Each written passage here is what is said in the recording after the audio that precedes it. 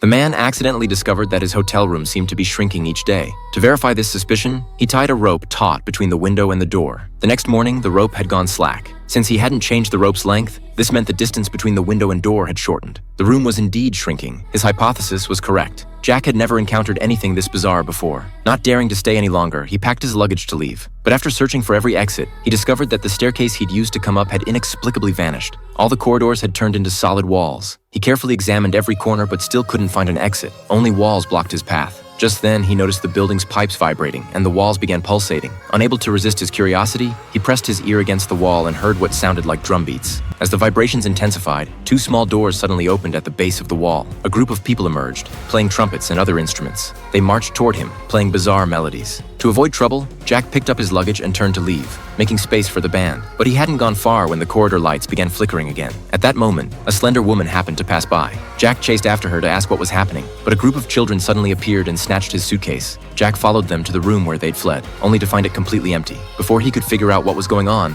the strange instrumental music abruptly echoed through the corridor again. As the walls began shaking, the band reappeared. Simultaneously, a line of servers carrying trays filed into the room before him. With the band approaching, Jack had no choice but to follow them inside, only to enter a room packed with people. It appeared to be a kitchen where they were preparing food for all the building's guests. These busy people hadn't realized the building was shrinking. When Jack tried to warn them out of kindness, they dismissed him as crazy and threw him out of the kitchen. Outside, he heard strange noises again. Sounds like two walls squeezing together, causing wooden boards to crack and splinter. Jack stretched out his arms to measure the corridor's width and found he could no longer touch both walls simultaneously. He shook his head, thinking he was imagining things. With no other option, Jack returned to his room. Clearly, escaping with others' help was impossible. Before long, the room shrank again. The window glass shattered under the pressure.